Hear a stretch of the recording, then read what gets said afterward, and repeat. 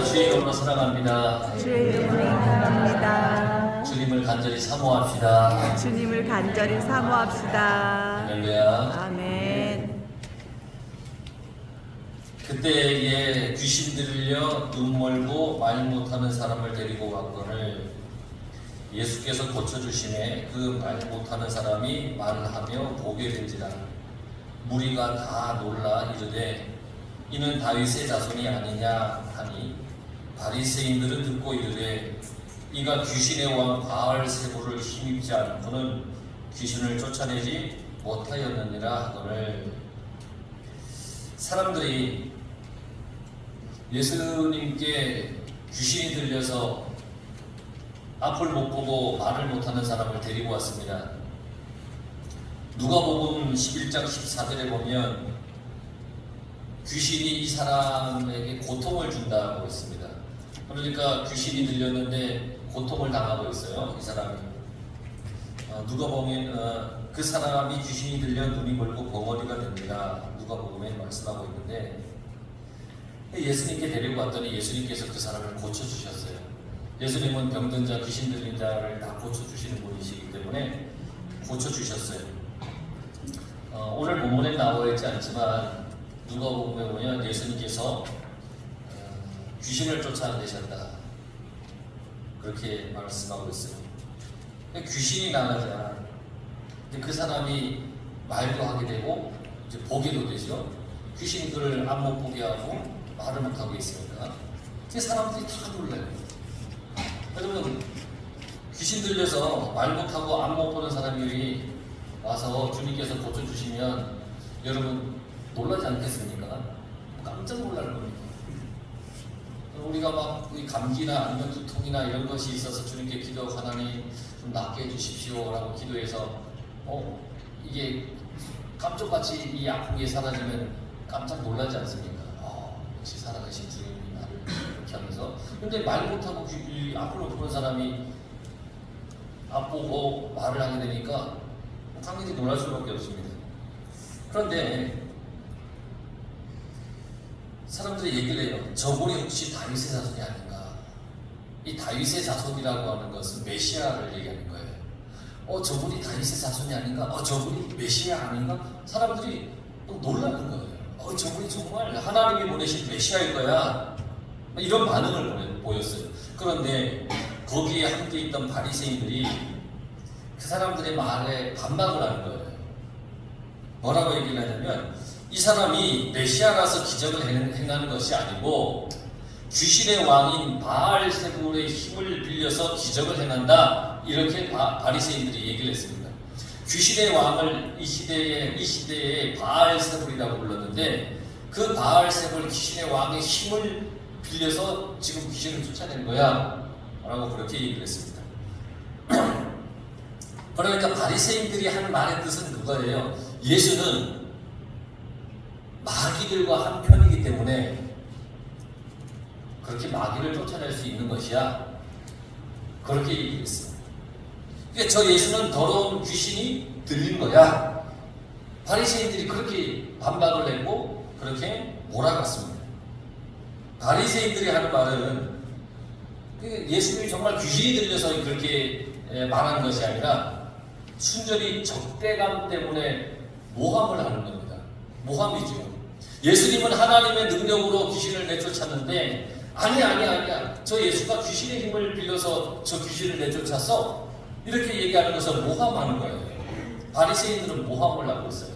그런데 이 바리새인들이 하는 말을 들어보면 논리적으로도 맞지가 않아요. 귀신의 왕의 힘을 빌려서 귀신을 쫓아낸다라고 하는 말이 이건 말이 되지 않는 거예요. 이 예수님 당시에 이 유대 이 사회에는 유사치료적 마술이라고 하는 것이 있었어요. 유사치료적 마술. 귀신의 힘을 이용해서 귀신을 내쫓는 치료 의식이에요. 그런데 이것은 이방에게서 유입이 되어 있는 거예요. 그러니까 쉽게 말하자면 우상적인 요소들이 너무너무 많은 거죠. 하나님을 모르는 이방 민족에게서 이게 유입이 된 거예요. 근데 이 마술은 귀신을 내쫓는 사람이 자기에게 속한 그 귀신의 힘을 이용하는 거예요. 이 유사치료적 마술이라고 하는 것이 나에게 임한 귀신의 힘으로 다른 사람에게 있는 귀신을 내쫓는 거예요. 예수님을 공격하는 사람들은 예수님을 이 유사치료적 마술의 전문가로 몰아세우는 거예요. 봐! 저 예수 속에 있는 그 귀신이 저 사람의 귀신을 내쫓은 거야. 그러면서 유사치료적인 마술을 하고 있다라고 이 바리새인들이 자꾸 이 분위기를 몰아가는 거예요. 그런데 고린도전서 2장 14절에 이렇게 말씀하고 있어요. 육에 속한 사람은 하나님의 성령의 일을 받아들이지 못하나니 저희에게는 미련하게 보입니다. 예수님께서 지금 성령의 일을 하고 있는데 이 바리새인들은 하나님의 이 성령의 일을 받아들이지 못하는 거예요.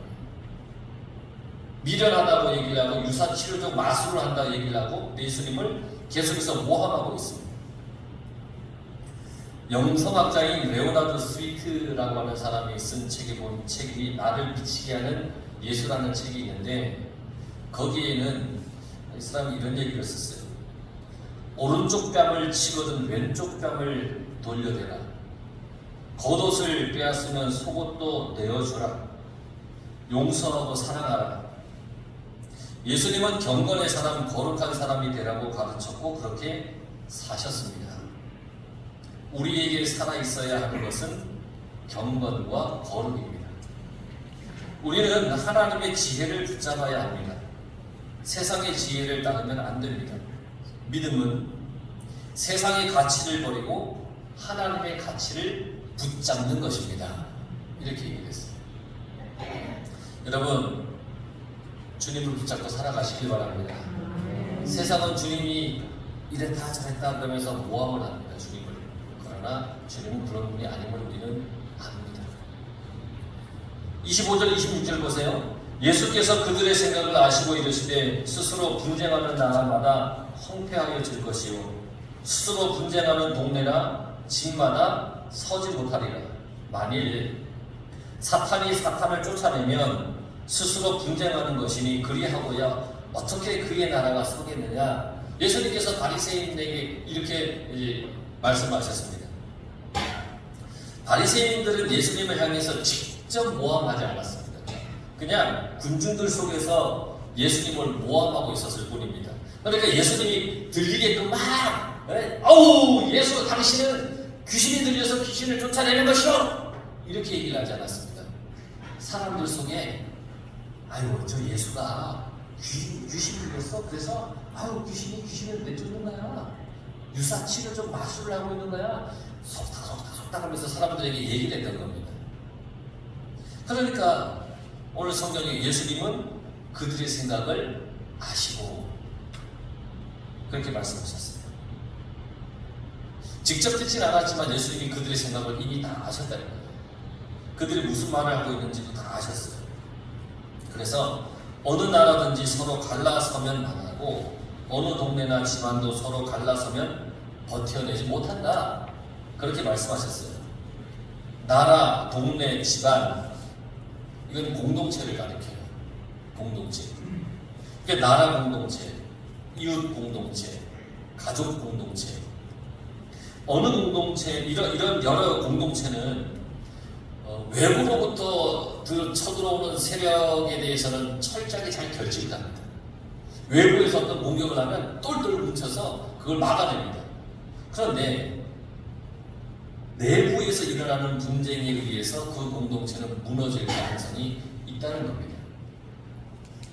귀신이 하는 일은 하나님의 나라를 방해하는 겁니다. 하나님께 저항하려고 자기들끼리 뭉친 것인데 귀신의 왕이 와서 예수님을 도와서 귀신을 쫓아내면 스스로 망하는 일이 아니냐. 이걸 예수님께서 말씀하셨습니다. 이 사탄이 어찌 사탄을 쫓아낼 수 있느냐? 한 나라나 집도 서로 나뉘어지면 무너질 수밖에 없다는 거죠. 사탄의 세계도 그런 거예요. 사탄의 왕이 사탄을 내쫓으면 사탄의 나라는 망하는 것 아니겠습니까? 그러니까 예수님이 사탄의 힘을 빌려서 귀신을 내쫓는다라고 하는 이 바리새인들의 생각과 말은 논리적으로 맞지 않는다는 겁니다. 또 27절, 내가 바알세불을 힘입어 귀신을 쫓아내면 너희의 아들들은 누구를 힘입어 쫓아내느냐? 그러므로 그들이 너희의 재판관이 되리라.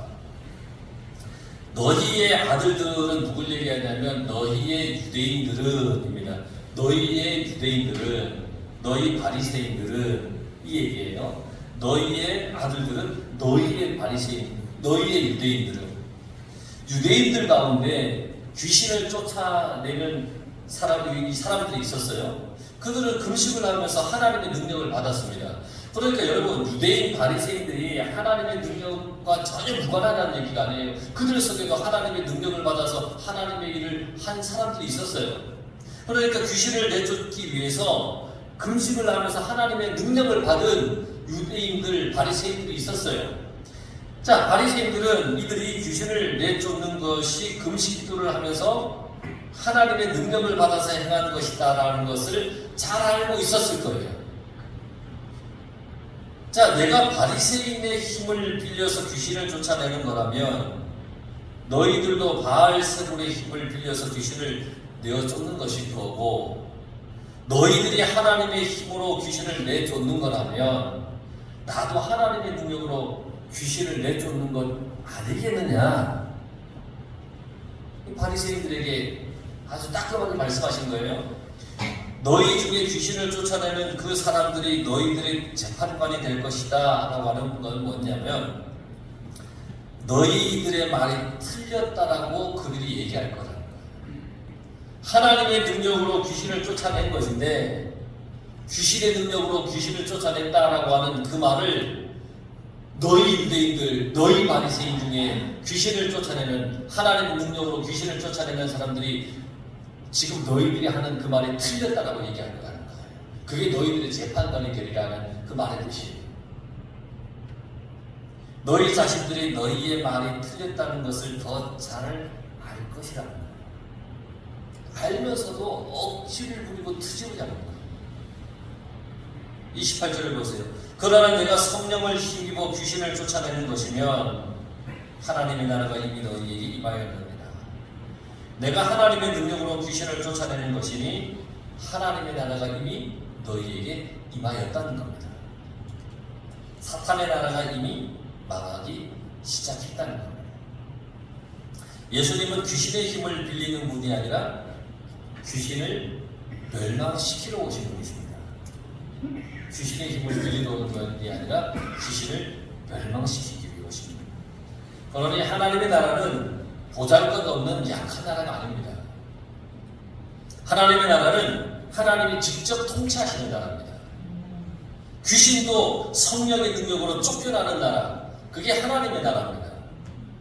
내가 그리스도인임을 잊지 마시기 바랍니다. 내가 하나님의 자녀임을 잊지 마시기 바랍니다. 그러니 그 능력이 하나님께서 나와 함께 하시는 겁니다. 세상의 사탄 마귀 권세가 나를 막 뒤흔들려고 하고 나를 엄습하려고 해도 내가 하나님의 자녀임을 잊지 않으면 하나님의 능력으로 내가 이겨나갈 수 있는 겁니다. 29절에 보면 예수님께서 계속해서 말씀하세요. 사람이 먼저 강한 자를 결박하지 않고서야 어떻게 그 강한 자의 집에 들어간 그 세간을 강탈하게 되냐. 결박한 후에야 그 집을 강탈하리라. 강한 자는 누구냐면 귀신의 왕을 얘기를 합니다. 결박한다라고 하는 말은 완전히 제압하는 겁니다. 그 집을 강탈하리라고 하는 말은 귀신의 세력을 완전히 멸망시킨다는 뜻입니다. 귀신의 왕을 제압할 수 있는 분은 귀신의 왕보다 강한 분입니다. 예수님은 자신이 귀신의 왕보다 강하시다라고 하는 것을 알려주시는 겁니다. 귀신의 왕 바알세불의 힘을 빌려서 귀신을 내쫓는 것이 아니라는 것을 논리적으로 말씀했죠, 이미. 그러니까 이제부터는 내가 그보다 강한 자라는 것을 말씀해 주시는 거예요. 나는 귀신의 세력을 멸망시키고 하나님의 나라를 세우기 위해서 이 땅에 왔다라는 것을 말씀해 주고 계시는 거예요. 맞습니다. 강한 자를 결박한 후에 그 강한 자의 집에 들어가서 그 집에 있는 세간을 빼앗아 나오는 겁니다. 가장 강한 자를 결박하면 나머지는 뭐 우스는 겁니다. 강한 자를 결박하지 않고서는 사탄은 인간을 사로잡아서 자기의 집에 가두려고 합니다. 이게 사탄입니다. 사탄은 우리를 잡아서 자기의 정해놓은 그 속에 가두어 놓으려고 합니다. 이게 사탄입니다. 죄에 빠지게 하고 질병에 걸리게 하고 죽음의 노예가 되게 하는 것이 사탄입니다. 사탄의 집에는 죄와 질병, 귀신, 죽음의 노예가 된 사람들로 가득 차 있습니다. 이게 사탄의 집입니다. 귀신에 사로잡혀서 노예가 되어 있는 사람들을 빼앗으려면 먼저 강한 자를 결박해야 됩니다. 사탄이, 귀신이 붙잡고 있는 그 사람들을 빼앗아 오려면, 건져내려면 먼저 강한 자를 결박해야 되는 겁니다. 강한 자를 결박하고 난 후에 들어가서 노예가 된 사람들을 구원할 수 있는 겁니다. 예수님은 이 사탄을 결박하시고 사탄에게 잡혀있는 사람을 구원하기 위해서 이 땅에 오신 분입니다. 예수님이 귀신의 왕에 사로잡혀서 귀신을 쫓아내는 것이 아니라는 겁니다. 그 귀신의 왕마저도 예수님께서 물리치시고 이기시고 그 속에 사로잡힌 영혼을 구하기 위해 오셨다는 겁니다. 사탄을 내쫓고 사탄의 노예가 되어 있는 사람들, 죄와 어둠과 죽음에 빠져 있는 사람들을 건져내기 위해서 예수님이 오신 겁니다. 우리는 이미 그 죄와 죽음과 사탄의 노예 가운데 있었는데 주님의 건짐에 건짐 받은 사람입니다. 그러니 얼마나 다행이고 얼마나 감사하게 됩니까? 한 나라도 누가 통치하느냐가 중요합니다. 한 동네도 누가 다스리냐가 중요합니다. 한 집안도 마찬가지입니다. 그렇듯이 나 자신도 내 안에 누가 들어와 계시느냐가 정말 중요한 것을 깨달아야 됩니다. 내 속에 누가 들어와 계시느냐. 여기 나오는 강한 자, 사탄이 내 안에 들어와서 나를 조종한다면 어떻게 되겠습니까? 우리가 방심하면, 내가 예수 믿고 구원받았는데 혹 내가 방심하면 어느 순간 사탄이 또 내 속에 들어와서 나를 조종할지 모릅니다. 그렇게 되면 어떻게 되겠습니까? 사탄이 나를 조종해서 온갖 더러운 생각과 죄를 짓게 한다면 근데 인생은 비극이지 않겠습니까? 그래서 갈라디아서 5장 16절에서 26절에 있는 말씀을 우리가 깊이 묵상하며 생각해 봐야 됩니다. 잘 들어보십시오. 내가 이르노니 너희는 성령을 따라 행하라.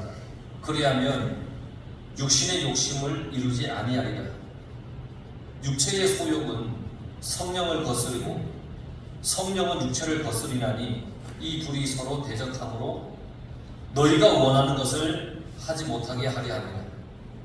육체의 일은 분명하니 곧 음행과 더러움과 호색과 우상 숭배와 주술과 원수 맺는 것과 분쟁과 시기와 분냄과 당 짓는 것과 분열함과 이단과 투기와 술 취함과 방탕함과 또 그와 같은 것들이라. 이런 일을 하는 자들은 하나님의 나라를 유업으로 받지 못할 것이요 오직 성령의 열매는 사랑과 희락과 화평과 오래 참음과 자비와 양선과 충성과 온유와 절제니 이 같은 것을 금지할 법이 없느니라. 그리스도 예수의 사람들은 육체와 함께 그 정욕과 탐심을 십자가에 못 박았느니라. 우리가 성령으로 살면 또한 성령으로 행할지니 헛된 영광을 위하여 서로 노엽게 하거나 서로 투기하지 말지니라. 할렐루야. 여러분, 우리는 성령의 사람으로 살아가야 됩니다. 사탄이 나를 조종하지 못하도록 육신의 일이 어떤 것인지 쭉 말씀드렸죠. 그것에서 우리는 벗어나고 자유함을 받았습니다. 주님으로 인하여서. 그러니 우리는 성령 안에서 살아가야 되고 잊지 마시기 바랍니다.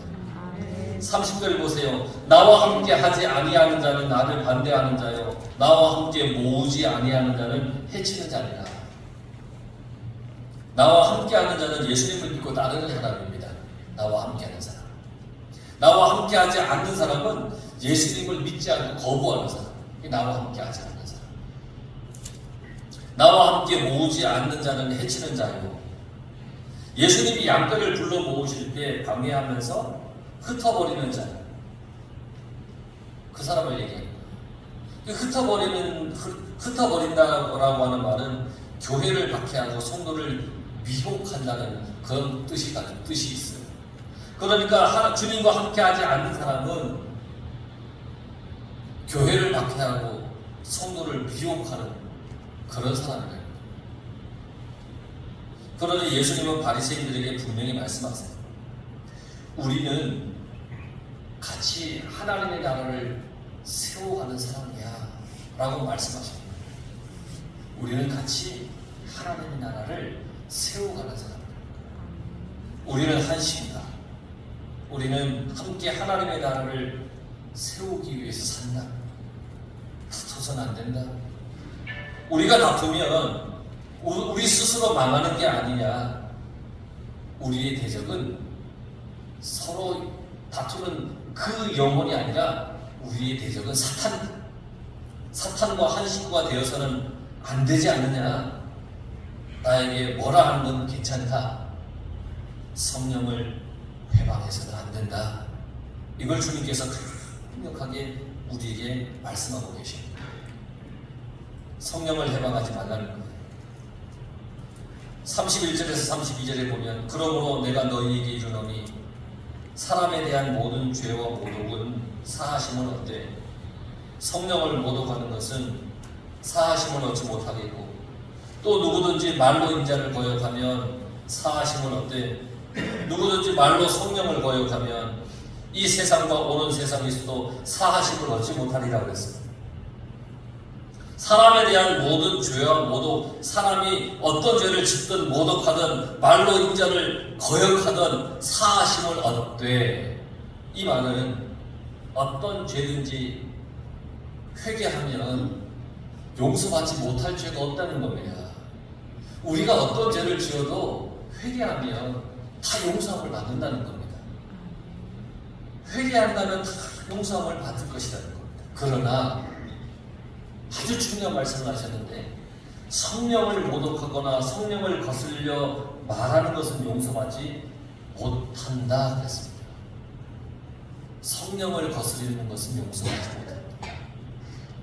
이사야 선지자가 이렇게 경고를 했습니다. 이사야 5장 20절에 악을 선하다 하며 선을 악하다 하며 흑암으로 광명을 삼으며 광명으로 흑암을 삼으며 쓴 것으로 단 것을 삼으며 단 것으로 쓴 것을 삼는 자들은 화 있으리라.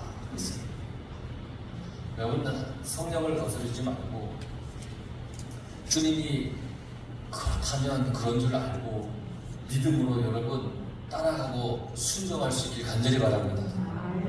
그래서 주님이 하시는 말씀이 33절에 이렇게 말씀하셨어요. 나무도 좋고 열매도 좋다 하든지 나무도 좋지 않고 열매도 좋지 않다 하든지 해라.